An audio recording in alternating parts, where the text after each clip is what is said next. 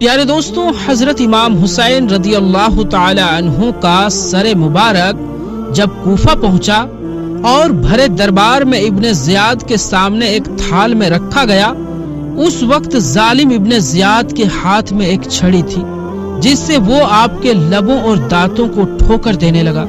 سرکار اقدس صلی اللہ علیہ وآلہ وسلم کے ایک بوڑھے صحابی حضرت زید بن ارقم رضی اللہ تعالی عنہ اس وقت وہاں موجود تھے۔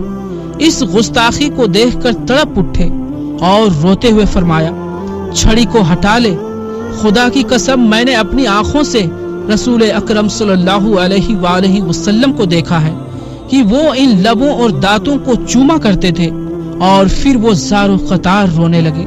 ابن زیاد نے کہا، خدا تجھے خوب رلائے، اگر تو بوڑھا نہ ہوتا اور تیری عقل خراب نہ ہو گئی ہوتی تو میں تیری گردن اڑا دیتا۔ حضرت زید وہاں سے اٹھے اور یہ کہتے ہوئے چلے گئے کہ غلام نے غلام کو حاکم بنا دیا، جس نے بندگان خدا کو اپنا خانہ زاد بنا دیا۔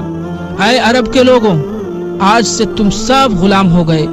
تم نے فرزند رسول کو قتل کیا اور مرجانہ کے بیٹے کو اپنا سردار بنا لیا، جو بچوں کو قتل کر رہا ہے اور بڈھوں کو غلام بنا رہا ہے۔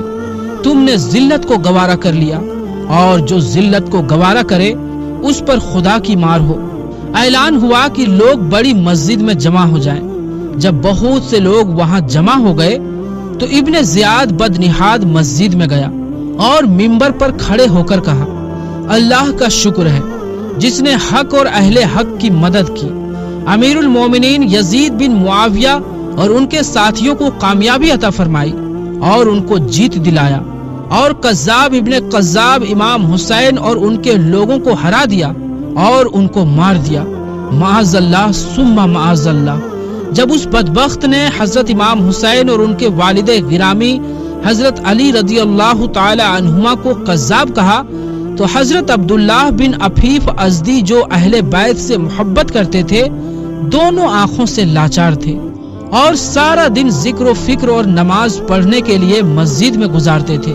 وہ ابن زیاد کی گستاخی کو برداشت نہ کر سکے، بےتاب ہو کر کھڑے ہو گئے اور غصے سے کانپتے ہوئے فرمایا، او ابن مرجانہ، تو ہی قذاب ابن قذاب، اور جس نے تجھے سردار بنایا وہ بھی قذاب ہے۔ حسین سچے، ان کے باپ سچے اور ان کے نانا سچے، تم لوگ اولاد رسول کے قتل کے مجرم ہو اور باتیں صدیقین جیسی کرتے ہو۔ ابن زیاد نے کہا، اسے پکڑ لو۔ سپاہیوں نے گرفتار کر لیا۔ ابن عفیف کی قوم کے بہت سے لوگ وہاں موجود تھے، انہوں نے ان کو چھڑا لیا، مگر ظالم ابن زیاد کو ان کا خون بہائے بغیر چین نہ آیا۔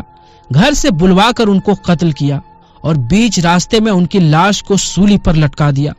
پھر ابن زیاد کمینے نے حضرت امام حسین کے سر مبارک کو کوفہ کے کوچہ اور بازار میں پھروایا اور اس طرح اپنی بے غیرتی اور بے حیائی کا مظاہرہ کیا۔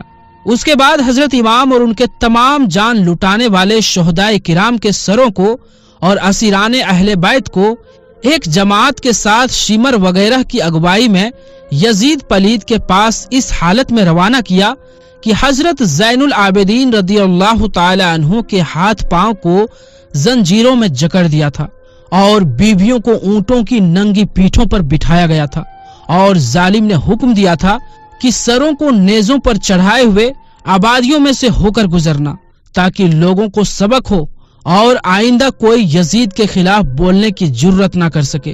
جب اشکیا کی جماعت حضرت امام حسین رضی اللہ تعالی عنہ کے سر مبارک کو لے کر پہلی منزل پر ایک گرجا گھر کے پاس رات گزارنے کے لیے اتری تو ایک لوہے کا قلم غیب سے نکلا، جس نے خون سے یہ شعر لکھا، جس کا ترجمہ ہے، جنہوں نے حضرت حسین رضی اللہ تعالی عنہ کو شہید کیا، کیا وہ اس بات کی امید رکھتے ہیں کہ اس کے نانا جان صلی اللہ علیہ وآلہ وسلم قیامت کے دن اس کی شفاعت کریں گے؟ اور دوسری روایتوں میں ہے کہ دیوار پر یہ شعر پہلے سے لکھا ہوا تھا۔ بدبختوں نے جب دیکھا تو بہت حیران ہوئے اور گرجا گھر کے راہب سے پوچھا کہ یہ شعر کس نے لکھا ہے اور کب کا لکھا ہوا ہے؟ راہب نے کہا، کس نے لکھا ہے یہ تو مجھے معلوم نہیں ہے، لیکن ہاں اتنا جانتا ہوں کہ تمہارے نبی کے زمانے سے 500 برس پہلے کا لکھا ہوا ہے۔ راہب نے جب شہیدوں کے سروں کو نیزوں اور کچھ بیویوں اور بچوں کو قیدی کی حالت میں دیکھا تو اس کے دل پر بہت اثر ہوا اور وہ پوچھنے لگا، اور پوچھنے پر جب پورا حال اس کو معلوم ہوا تو کہا، معاذ اللہ، تم لوگ کتنے برے آدمی ہو کہ اپنے نبی کی اولاد کی قتل کیے ہو اور پھر ان کے بال بچوں کو قیدی بنائے ہو۔ پھر راہب نے ان بدبختوں سے کہا کہ اگر رات بھر اپنے نبی کے نواسے کا سر ہمارے پاس رہنے دو تو ہم تمہیں 10,000 درہم دیں گے۔ وہ لوگ اس پر راضی ہو گئے۔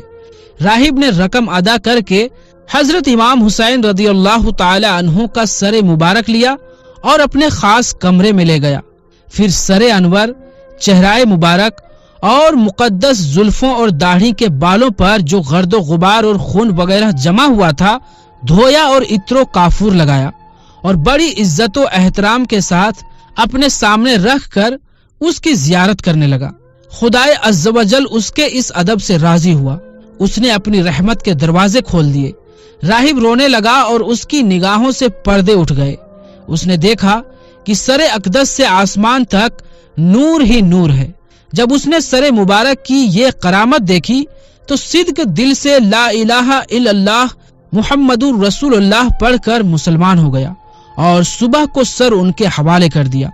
بدبخت جب وہاں سے چل کر دوسری منزل پر پہنچے اور درہموں کو بانٹنے کے لیے تھیلیوں کے منہ کو کھولا تو دیکھا کہ سب درہم ٹھیکری ہو گئے اور ان کے ایک طرف یہ آیت کریمہ لکھی ہوئی ہے جس کا ترجمہ ہے، ظالم جو ظلم کرتے ہیں خدائے تعالیٰ کو اس سے غافل ہرگز نہ جانو، پارہ نمبر 13 رکوع نمبر 19۔ اور دوسری طرف یہ آیت مبارکہ لکھی ہوئی تھی جس کا ترجمہ ہے، ظلم کرنے والے عنقریب جان لیں گے کہ وہ کس کروٹ پلٹا کھائیں گے، پارہ نمبر 19 رکوع نمبر 15۔ جب یزید پلید کو معلوم ہوا کہ اسیران کربلا اور امام حسین وغیرہ کا سر عنقریب دمشق پہنچنے والا ہے تو اس نے پورے شہر کو سجانے اور سب کو خوشی منانے کا حکم دیا۔ رسول اللہ صلی اللہ علیہ وآلہ وسلم کے ایک صحابی حضرت سہل رضی اللہ تعالی عنہ تجارت کے لیے ملک شام آئے ہوئے تھے۔ جب وہ دمشق شہر میں داخل ہوئے تو انہوں نے دیکھا کہ سب لوگ خوشی مناتے اور باجے بجاتے ہیں۔ انہوں نے لوگوں سے اس کی وجہ پوچھی تو بتایا کہ عراق کے لوگوں نے حسین ابن علی کے سر کو یزید کے پاس ہدیہ بھیجا ہے، تمام شہر والے اسی کی خوشی منا رہے ہیں۔ حضرت سہل رضی اللہ تعالی عنہ نے ایک آہ بھری اور پوچھا کہ حضرت امام حسین کا سر کون سے دروازہ سے لائیں گے؟ کہا، باب الساعت سے۔ آپ اس کی طرف تیزی سے بڑھے اور بڑی دوڑ دھوپ کے بعد اہل بیت تک پہنچ گئے۔ آپ نے دیکھا کہ ایک سر جو رسول اللہ صلی اللہ علیہ وآلہ وسلم کے سر مبارک سے بہت زیادہ ملتا جلتا ہے، اسے نیزے پر چڑھا کر رکھا گیا ہے۔ اسے دیکھ کر آپ بے اختیار رو پڑے۔ اہل بیت میں ایک نے پوچھا کہ تم ہم پر کیوں رو رہے ہو؟ حضرت سہل نے پوچھا، آپ کا کیا نام ہے؟ فرمایا، میرا نام سکینہ بنت حسین ہے۔ انہوں نے فرمایا، اور میں آپ کے نانا جان صلی اللہ علیہ وآلہ وسلم کا صحابی ہوں، اگر میرے لائق کوئی کام ہو تو حکم فرمائیے۔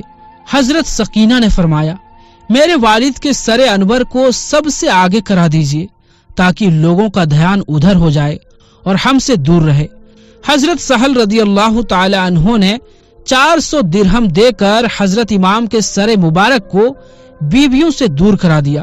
اس واقعے سے معلوم ہوا کہ محرم کے دنوں میں باجے بجانا حضرت امام حسین رضی اللہ تعالی عنہ کے دشمن یزیدیوں کی سنت ہے۔ آپ کے چاہنے والوں کا گھر تو ماتم کدا بنا ہوا ہے، ان کے یہاں اس موقع پر باجا بجانے کا تو کوئی سوال ہی نہیں پیدا ہوتا، بلکہ امام کی شہادت کی خوشی میں یزیدیوں نے بجایا تھا، مگر اب امام حسین رضی اللہ تعالی عنہ کے دعوے دار بجاتے ہیں۔ خدائے تعالی انہیں سمجھ عطا فرمائے اور یزیدیوں کی سنت پر عمل کرنے سے بچائے، آمین۔ قافلہ عراق میں سے جو شخص سب سے پہلے یزید سے ملا وہ جوہر بن قیس تھا۔ جب اس نے شہادت حسین کی خبر یزید کو سنائی تو وہ اداس ہو گیا اور کہا کہ میں تمہارے اس کام سے اس وقت خوش ہوتا کہ تم نے حسین کو قتل نہ کیا ہوتا۔ پھر شمر ذی الجوشن اور محذر بن ثعلبہ عائزی سب کو لیے ہوئے یزید پلید کے دروازے پر پہنچے۔ محذر نے بلند آواز سے کہا، ہم امیر المومنین کے دربار میں بدترین اور ملامت زدہ شخص کا سر لے کر آئے ہیں۔ معاذ اللہ ثم معاذ اللہ۔ یزید نے یہ سن کر کہا، سب سے بدتر اور فٹکار کے لائق وہی شخص ہے جس کو محذر کی ماں نے پیدا کیا ہے۔ پھر وہ اندر داخل ہوا اور امام حسین کے سر مبارک کو یزید کے سامنے ایک تھال میں رکھا۔ یزید سر انور کی طرف دھیان دیتے ہوئے کہا، اے حسین، واللہ اگر تمہارا معاملہ میرے ہاتھ میں پڑتا تو میں تم کو قتل نہ کرتا۔ پھر یزید پلید نے حضرت امام حسین کے لبوں اور دانتوں کو چھڑی لگاتے ہوئے کہا، اب ہماری اور ان کی مثال ایسی ہے جیسا کہ حسین بن الحمام شاعر نے کہا ہے کہ ہماری قوم نے تو انصاف کرنے سے انکار کر دیا تھا، لیکن ان تلواروں نے انصاف کر دیا جن سے خون ٹپکتا تھا۔ رسول اکرم صلی اللہ علیہ وآلہ وسلم کے ایک صحابی حضرت ابو برزہ رضی اللہ تعالی عنہ وہاں موجود تھے۔ انہوں نے فرمایا، اے یزید، تم اپنی چھڑی حسین کے دانتوں اور لبوں سے لگا رہے ہو جن کو رسول اللہ صلی اللہ علیہ وآلہ وسلم چوسا کرتے تھے۔ سن لو، قیامت کے دن تمہارا حشر ابن زیاد کے ساتھ ہوگا اور حسین اللہ کے رسول صلی اللہ علیہ وآلہ وسلم کے ساتھ ہوں گے۔ یہ کہہ کر وہ دربار سے اٹھے اور چلے گئے۔ پیارے دوستو، پہلے جو ذکر کیا گیا کہ حضرت امام حسین رضی اللہ تعالی عنہ کی شہادت کی خبر سن کر یزید رونے لگا اور پھر اس نے یہ کہا کہ اے حسین، واللہ اگر تمہارا معاملہ میرے ہاتھ میں پڑتا تو میں تم کو قتل نہ کرتا۔ ان باتوں سے بظاہر یہ معلوم ہوتا ہے کہ وہ حضرت امام حسین کے قتل سے راضی نہ تھا، لیکن حالات بتاتے ہیں کہ یہ اس کی سیاست تھی تاکہ ہماری بدنامی نہ ہو، اس لیے کہ اگر وہ واقعی راضی نہ ہوتا تو ظالم ابن زیاد اور ابن سعد وغیرہ قاتلین امام حسین سے ضرور بدلہ لیتا اور ان کو سزا دیتا۔